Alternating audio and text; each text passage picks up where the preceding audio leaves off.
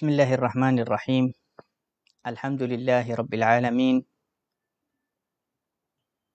والعاقبة للمتقين، ولا عدوان إلا على الظالمين. اللهم صل وسلم وبارك وكرم على سيدنا وحبيبنا وشفيعنا وقرة أعيننا محمد،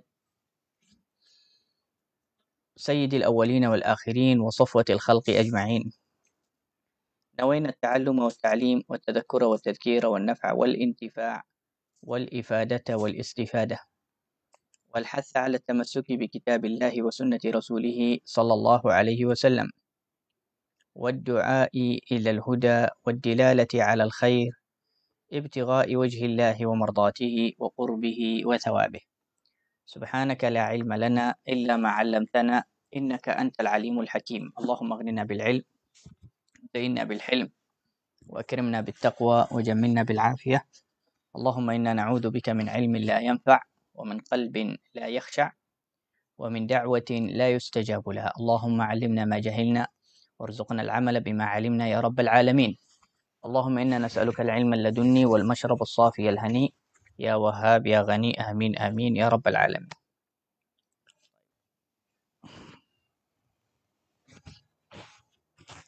Amma ba'd, daripada kitab Al-Jami'us Saghir lil Imam Suyuti, karangan Al-Imam Suyuti rahimahullah ta'ala, kita sudah baca 28 hadis. Alhamdulillah. Kita sambung hari ini hadis yang ke-29. Sabda Rasulullah sallallahu alaihi wasallam, "Iti harthaka anna syi'ta, wa at'imha idza ta'imta, waksuha idza iktasaita, wa la tuqabbihil wajha, wa la tadrib." Maksudnya, Nabi sallallahu alaihi wasallam di dalam hadis ini menjawab kepada seorang sahabat yang bertanya kepada Rasulullah. Dia kata, "Ya Rasulullah, nisa'una ma na'ti minha wa ma nadhar." Ada seorang sahabat tanya Rasulullah sallallahu alaihi wasallam, dia kata, "Ya Rasulullah, isteri-isteri kita, apa yang boleh kita, apakah hubungan yang boleh kita lakukan dengan isteri kita, dan apakah hubungan atau cara yang tidak halal, tidak boleh walaupun itu isteri."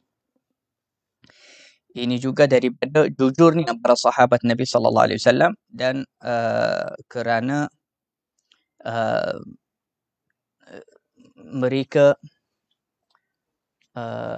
bersungguh-sungguh ingin mendapatkan ajaran daripada Rasulullah sallallahu alaihi wasallam, hatta tentang perkara yang sebenarnya mereka rasa malu nak tanya-tanya, tetapi kerana keperluan ilmu, kerana mereka perlu kepada ilmu, kepada penjelasan, maka mereka terpaksa tanya kepada Rasulullah. Sebab itu ulama kata tentang hadis ini, mereka kata fihi husnul adab fi su'al. Dalam cara sahabat bertanya kepada Rasulullah tentang perkara ni, ada adab, bukan menceritakan bertanya dengan secara terang tanpa ada rasa malu atau segan tentang perkara ni. Bahkan mereka bertanya dengan secara yang penuh adab tentang perkara yang sangat memalukan. Wa-ta'dhim bil kinaya amma yustahya min dhikrih. Dan mereka bertanya dengan, bukan dengan sebutkan perkara itu dengan secara terang, bahkan dengan bahasa yang ada isyarat sahaja, tetapi orang Rasulullah SAW boleh faham maksud mereka. Juga soalan mereka itu antara usaha mereka supaya rumah tangga mereka menjadi rumah tangga yang penuh dengan kasih sayang. Sahabat Nabi SAW bertanya kepada Rasulullah tentang hubungan yang halal dan hubungan yang haram dengan isteri. Ulama kata itu juga antara cara menyempurnakan kebahagiaan suami isteri, kebahagiaan rumah tangga.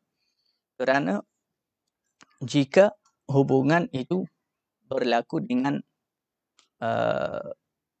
halal dan cukup dan sunnah dan saling menghormati, maka perkara itu menyebabkan rumah tangga itu sangat bahagia. Rumah tangga itu sangat bahagia dan penuh dengan mawaddah, sakinah, rahmah sebagainya. Maka Nabi SAW menjawab kepada sahabat itu, dia kata, iti harsaka anna syi'ta. Nabi SAW mencontohkan isteri dengan tanah yang orang tanamkan namanya apa tu?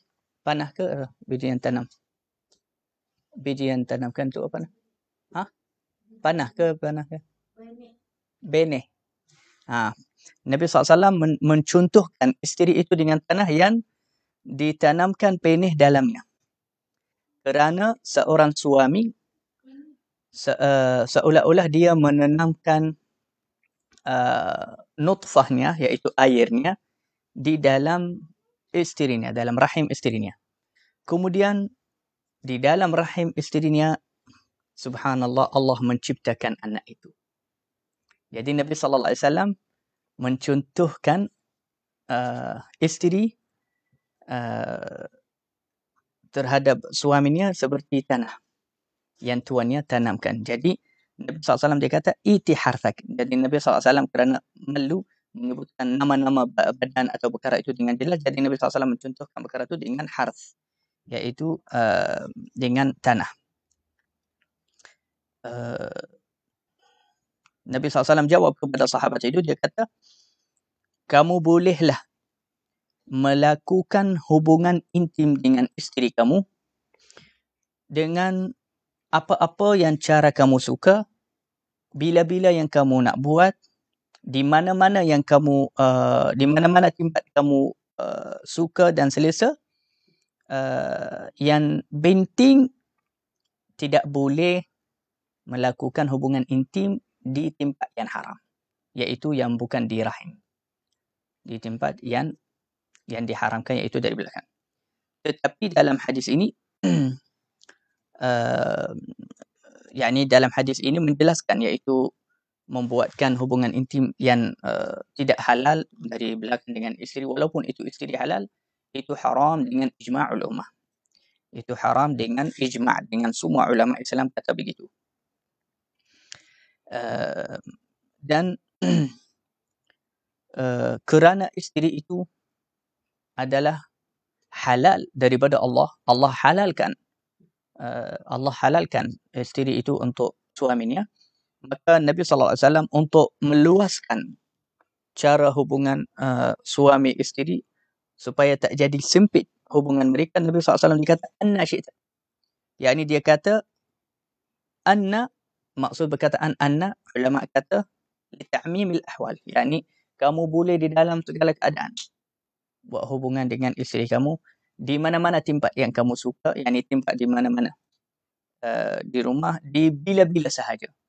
Yang penting jangan melakukan hubungan itu di tempat yang haram atau di waktu yang haram, iaitu ketika isteri kamu sedang haid atau di tempat yang tidak dihalalkan.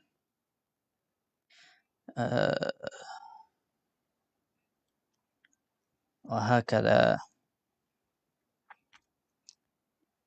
Keadaan yang tidak boleh melakukan hubungan intim dengan isteri, iaitu ketika ia haid, dalam keadaan haid, atau dia puasa Ramadan, atau dia sedang ihram dengan haji atau umrah. Itu sahaja yang tak boleh. Bila-bila bagaimanapun semua halal. Sebab itu ulama, hatta ulama dalam hadis ini ulama kata yang penting seorang suami melakukan hubungan di tempat yang halal, iaitu di tempat rahim yang mana bolehlah dapat zuriat, dapat hamil. Dia boleh melakukan hubungan itu dengan berbagai cara. Dari mana-mana dia boleh datang kepada isterinya, yang penting dia letakkannya di tempat yang halal. Hakala. Dan ini daripada rahmat Islam, juga daripada kemudahan untuk rumah tangga. La ilaha illallah. Wa at'imha idza ta'imta. Kemudian Rasulullah sallallahu alaihi wasallam ajar sahabat itu, dia kata, dan at'imha idza ta'imta, dan hendaklah kamu memberi makanan kepadanya apabila kamu makan. Dan uksuha idza iktasaita, hendaklah kamu memberi pakaian kepadanya apabila kamu sudah pakai. Sebab itu ulama kata wajiblah nafkah untuk seorang isteri. Wajiblah nafkah untuk seorang isteri.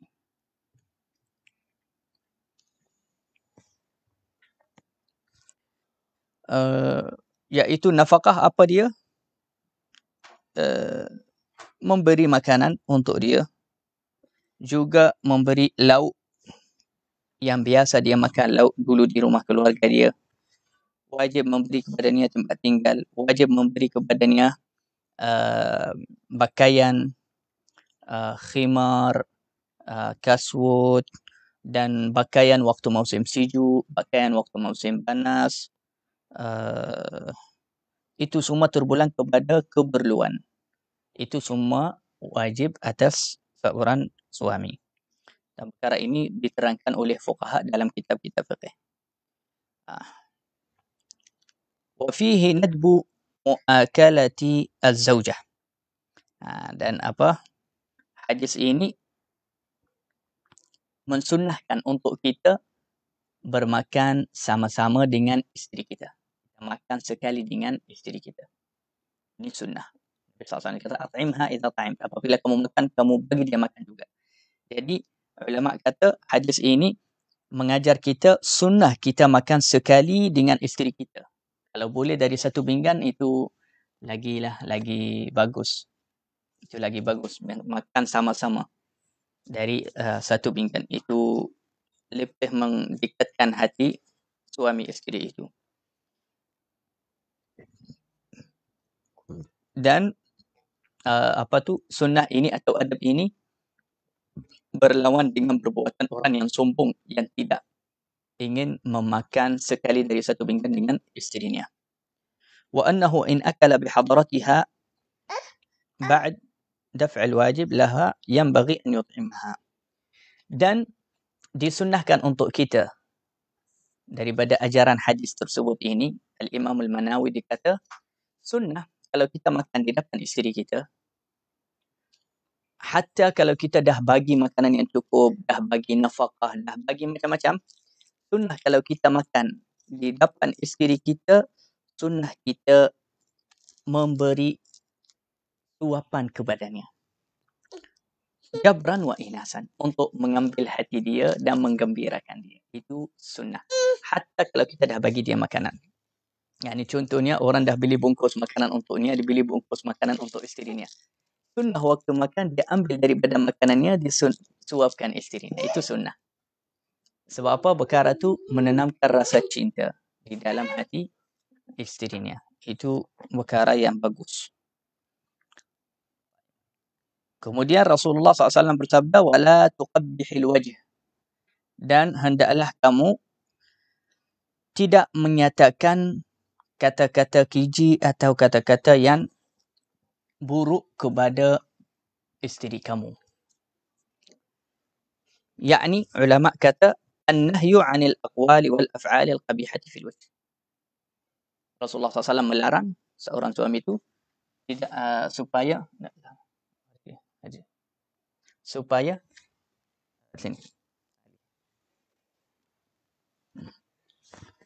tidak melakukan perbuatan yang tidak baik kepada isteri kamu di depan muka dia. Yakni jangan berkata apa-apa yang buruk atau yang kejam yang menyakitkan hati isteri di depan muka dia.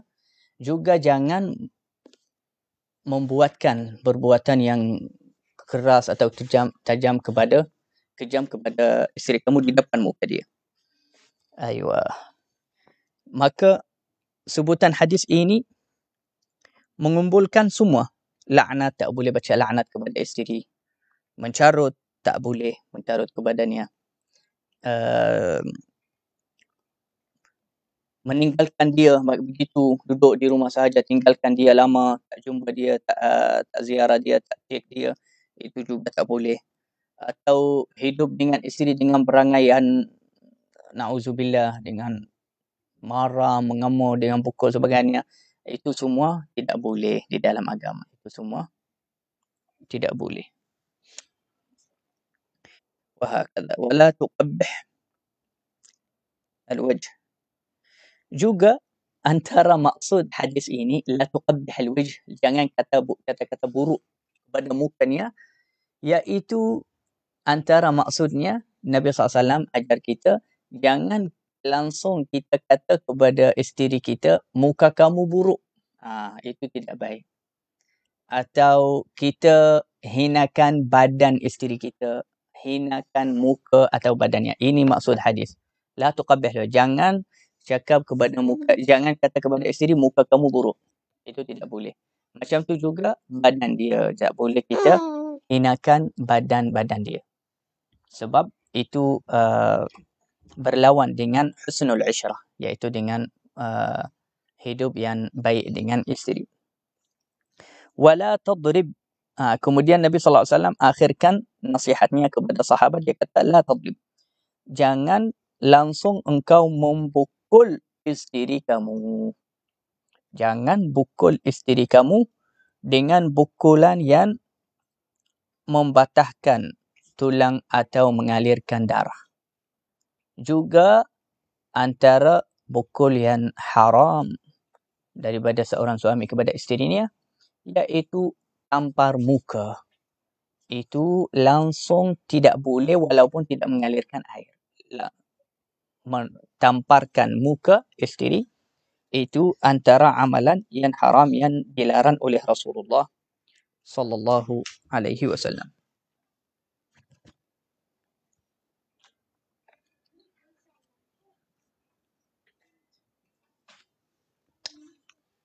Wahakadha.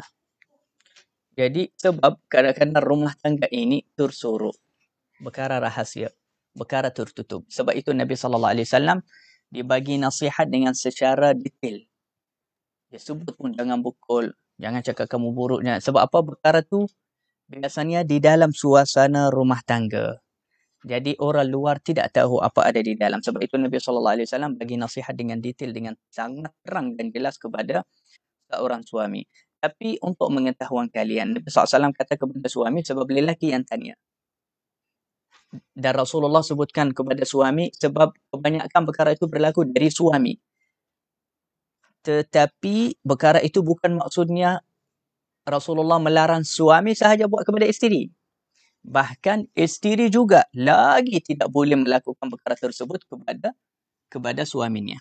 Yakni dia tidak boleh menyatakan kepada suaminya, muka kamu buruk, muka kamu bau kamu busuk, badan kamu tak cantik. Dia tak bolehlah kata kepada suaminya begitu. Dia tak boleh pun bukul atau tampar suami dia, itu lagi dosa. Lagi dosa juga, tak boleh dia sunnahkan juga, disunnahkan untuk seorang isteri jika Allah bagi dia rezeki lebih, dia bagilah kepada suaminya, dia bagi kalau dia ada lebih rezeki, dia boleh kongsi dengan dia. Kalau ada makanan lebih, boleh bagi kepada dia. Itu sebahagian daripada ihsan dan kebaikan seorang isteri kepada suaminya. Nak Khadijah? Khadijah. Alih ni. Ali.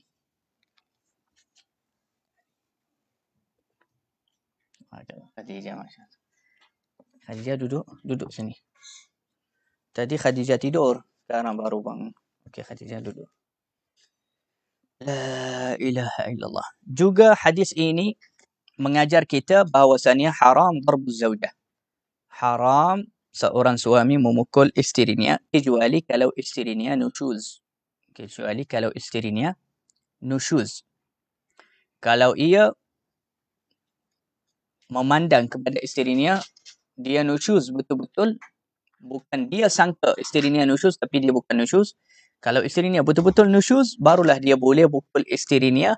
Tapi cara pukul itu bukan yang tumpuk, tampar, pukul kuat. Pukul tu yang macam pukulnya dengan dua jarinya, pukulnya dengan hujung sirpang atau dengan ridat dengan baju. Pukulan tu dia lebih kepada tegur, kepada memalukan. Bukan pukul itu untuk mensakitkan dia, bukan. Pukul yang Islam bolehkan untuk suami pukul isterinya ketika ia nusyuz. Bukan kalau dia tak nusyuz lagi tak boleh. Kalau ia nusyuz. Dan nusyuz itu bila? Kalau sekiranya dia tak bagi nafkah batin kepada dia, itu namanya nusyuz. Dan banyak ada perkara-perkara yang dianggap nusyuz daripada isteri, itu cuma diterangkan oleh fuqaha di dalam kitab-kitab fiqh. Jadi pukul yang dihalalkan untuk dari Islam untuk suami pukul isterinya itu pukul yang lebih kepada memalukan sahaja, supaya dia rasa supaya dia muhasabah diri dan dia rasa dia salah. Itu sahaja, supaya dia rasa malu.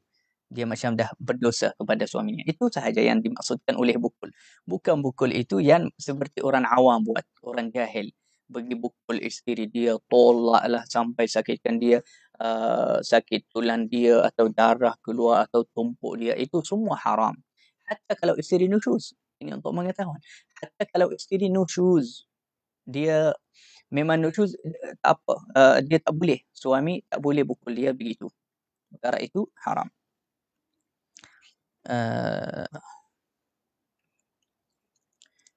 Kalau sekiranya, ulama kata, kalau sekiranya seorang isteri itu, dia tak nak insaf, tak nak taubat, tetap juga nusyuz. Suami dah bukulkan dia, bukul yang untuk tegur, untuk supaya dia muhasabah diri, supaya dia insaf, supaya dia taubat, supaya dia minta maaf. Tak nak. Digil lagi. Dia nak teruskan nusyuznya kepada suaminya, maka haram atas suaminya pukul isterinya sehingga mendarahkan dia atau mensakitkan tulang dia. Itu haram walaupun isteri itu nusyuz.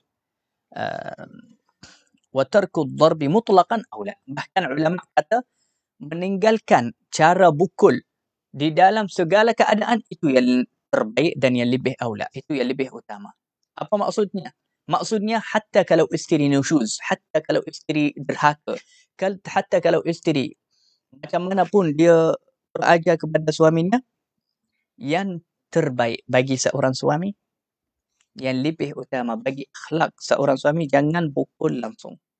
Jangan pukul langsung. Jadi mungkin ada orang tanya, maka bagaimana? Kalau tidak memukul langsung, jadi macam mana? Kita dipilih oleh Islam juga. Boleh teruskan hidup dengan isteri yang derhaka. Kalau isteri macam memang derhaka, memang dosa, memang nusyuz, boleh kita sambung hidup dengan dia dengan sabar. Dan kita mohon pahala sahaja daripada Allah. Kita boleh teruskan hidup dengan isteri yang derhaka dengan dengan sabar dan mohon ganjaran dan pahala daripada Allah Subhanahu Wa Taala. Boleh juga ada satu pilihan juga, itu juga daripada Islam. Boleh juga pisah dengan dia, ceraikan. Boleh juga suami itu berpisah dengan isterinya jika ia derhaka dan nusyuz. Sebab itu para salihin dahulu juga mereka selalu mengikuti dua cara ni. Para salihin. Ada orang salih, dia tak halas. Dia kalau isterinya sangat derhaka, dia terus lebih baik dia ceraikan. Dia ambil, dia cari isteri lain. Ada bahagian orang salih, dia pilih boleh sabar lagi. Jadi dia teruskan. Dia boleh sabar. Hatta ada bahagian orang salih ditanya, ketika orang lain nampak isterinya derhaka. Orang-orang lain nampak isterinya sangat derhaka. Dan kurang adab dengan dia. Dan menyakitkan hati dia. Dan langsung tidak menghormati suami dia. Mereka tanya dia. Tanya orang salih itu, kenapa tak ceraikan isteri kamu? Ramai perempuan. Boleh kahwin lain. Dia kata, aku mentahankan isteri ini dengan aku supaya dia tidak memadaratkan lelaki lain. Subhanallah. Jadi dia dapat pahala dengan itu. Dia kata apa? Tak apa. Aku boleh tahan berangai dia ni. Aku boleh tahan derhaka dia. Dan dengan aku teruskan kahwin dengan dia, niat aku nak selamatkan orang lain daripada dia. Subhanallah. Jadi orang yang macam ni, orang salih macam ni, dia dapat pahala. Dapat ganjaran daripada Allah sebab niatnya itu. Walaupun Islam pun dah bagi pilihan kepada dia, dia boleh ceraikan, dia boleh tinggalkan, dia cari isteri yang lain. Tetapi dia macam nak cari ganjaran lagi besar, nak cari pahala juga. Jadi salah apa? Itu terpulang kepadanya. Islam dah bagi pilihan, jadi itu pilihannya untuk dirinya sendiri. Sebab itu hatta as-sabru 'ala az-zawjat min al-mukramat. Ulama kata sabar untuk isteri ketika ia buat salah atau kadang-kadang dia derhaka ke atau nusyuz kadang-kadang. Sabar atas berangai dan kesalahan isteri itu antara perkara yang mulia. Hanya orang yang mulia, hanya lelaki yang betul-betul sahaja yang boleh sabar dengan isteri dia. Hanya lelaki yang sempurna. Lelaki yang betul-betul kelelakian dia itu memang hebat dan tinggi. Dia sahaja yang faham apa maksud sabar dengan isteri. Dan boleh sabar lama dengan isteri dia. Hanya lelaki yang lemah, yang cepat gegal, itu sahaja yang tidak boleh sabar dan dia cepat memukul isteri dia. Sebab itu di zaman Nabi SAW, di satu hari, sahabat Nabi SAW mengadu kepada Rasulullah bahawasanya, ya Rasulullah, itu lepas hijrah. Lepas sahabat Nabi SAW berhijrah kepada Madinah, orang Makkah, biasanya perempuan Makkah sangat taat kepada suaminya. Lemah. Lelaki-lelaki Makkah garang dan keras. Jadi isteri-isteri sana tak boleh lawan. Jadi semua isteri di Makkah ikut suami dia. Tak boleh lawan. Takut lawan suami dia. Tapi kalau dekat Madinah, budaya lain.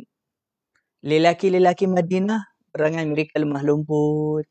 Tak keras. Sampai isteri-isteri mereka pun pandai lawan, pandai tak ikut kadang-kadang. Bolehlah lawan kepada suami dia. Jadi, selepas sahabat yang daripada Makkah berhijrah kepada Madinah, isteri mereka dah dapat belajar berangai perempuan Madinah. Lepas tu dia dah pandai lawan-lawan kepada suaminya. Maka sahabat datang kepada Rasulullah, kata, ya Rasulullah, isteri-isteri kita sekarang dah pandai lawan kepada kita. Dulu tak pandai. Sekarang dah belajar dari perempuan Madinah. Jadi Nabi SAW izinkan mereka untuk memukul. Dia kata, bukullah, kalau dia nusyuz, bukul dia. Tapi maksud Rasulullah bukul yang itulah yang tadi kita terangkan, bukul untuk tegurkan, untuk memalukan dia. Tetapi sahabat Nabi SAW faham salah waktu tu. Mereka fikir apa?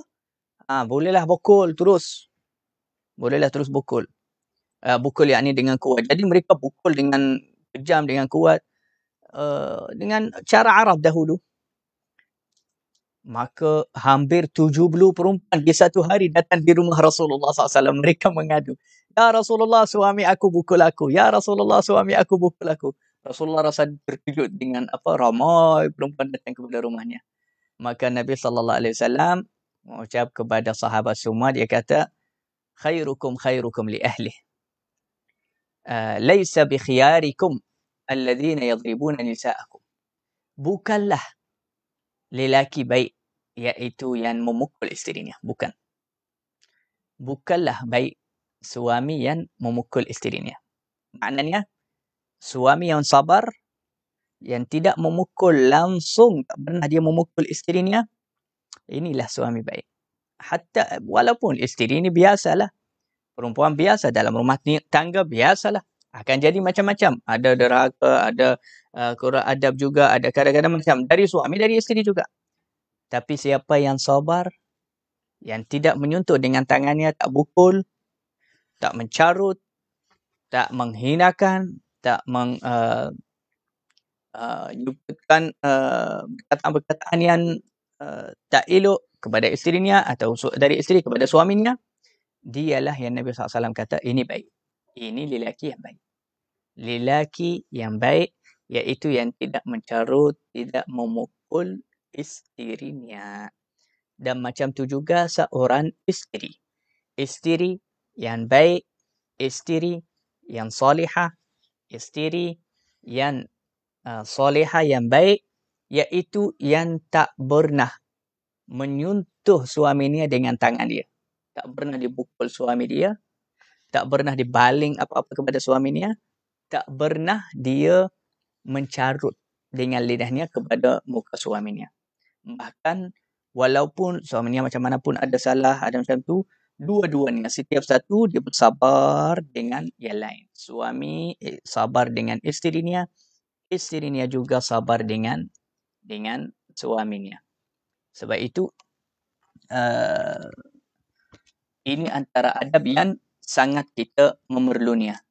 Jadi lelaki-lelaki kalau duduk dengan lelaki yang lain yang ada isteri, haruslah kawan-kawan dia, teman-teman dia sentiasa mengajar dia sabar.